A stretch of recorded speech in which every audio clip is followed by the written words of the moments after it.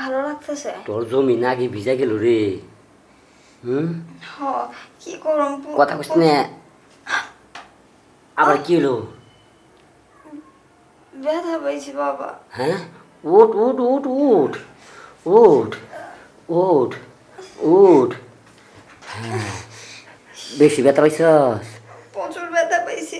হালকা বড় ঠাসা লাগছে তো। কিরে বর্ষ, দিন দিন কি তুই সব ভুলা দিতেছ? আসলে বাবা আমার তো কিছু ভালো লাগে না। আপনি তো অনেক বছর ধরে তো আপনার এনে কাজ করতেছেন, না হলে তো কমপক্ষে 2 বছর ধরে আপনার এনে কাজ করতেছি। আপনি তো আমার চোখে পড়ে না একটুও। শোন বর্ষ, আমি পাগলা বাবা, সব সময় তো পাগলামি করি না।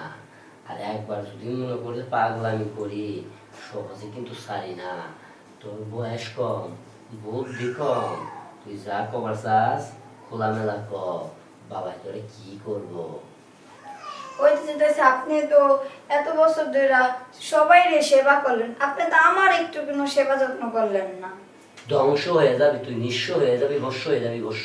বর্ষ, তুই তো একবারে মরুময় মহামারী করোনা ছিলস না, তার থেকেও ভয়ঙ্কর রোগে আক্রান্ত হবি। মিথ্যাবাদী ঠাই নাই, তুই জানোস না। তোর মনের কথা আমি সবই বুঝি।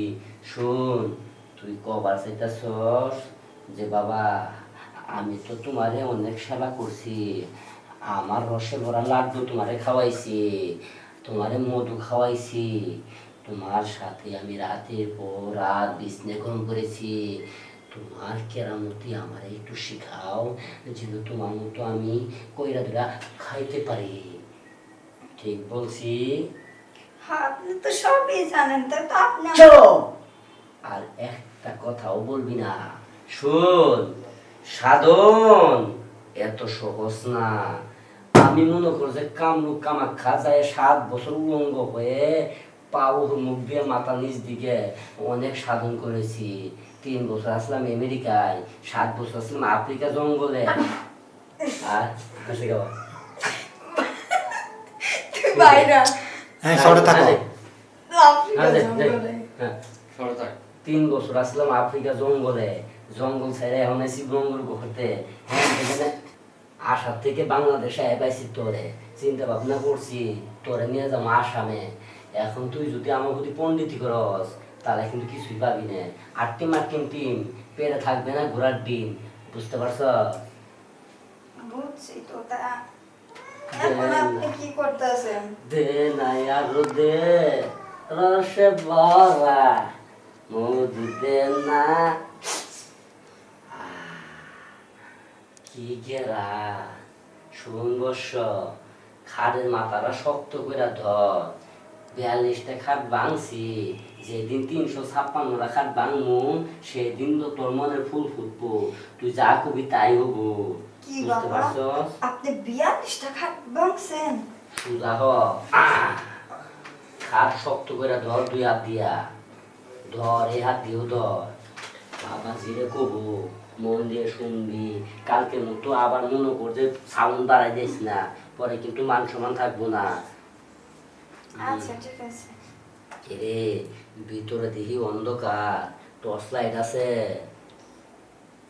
কথা কস না কে? টস লাইট তো কিছুই না, আপনি অমনি দেন। তাহলে মনে কর আমি যে দিলাম, আমি যে তোরে যে দিলাম, তুই কিন্তু নড়াচড়া কিছুই করবি না। কথা বুঝতে পারছস কি কইছি? হ্যাঁ বুঝছি। মন দিয়ে খেয়াল করি শোন। এই যে মনে কর যে বাবা কি এই কেমন লাগতেছে? হ্যাঁ, ভালো লাগতেছে। তোর জমি নাকি ভিজা গেল রে। হুম, হ, কি করুম কথা কইস না। আবার কি হলো? ব্যথা পাইছি বাবা। হ্যাঁ, উঠ উঠ উঠ উঠ উঠ উঠ উঠ। হ্যাঁ, বেশি ব্যথা পাইছস? প্রচুর ব্যথা পাইছি। হালকা বড় ঠাসা লাগছে তো, তার জন্য এরকম হইতাছে। বুঝছস? তুই চিন্তা করবি না। শোন, আমি একটা কথা বলি। আমি মনে কর দিশা মিশা পানিকে দিন এক জায়গায় গেছে আরেক জায়গায়, মনে কিছু দিস না। আমি মনে কর যে দোকানো যায় একটা ব্যথা বুড়ি নিয়ে দিতেছি, খাইলে ভালো হয়ে যাবো। বাবা প্রচুর ব্যথা পাইছে, আপনি তাড়াতাড়ি আসেন। খাইতাছি রে। বাবার আছে কি যে দিল, পুরাই ব্যথা আমার শেষ হয়ে গেল গা। এখন আমি কি করব? আমার যে পরে বিয়ে হইব না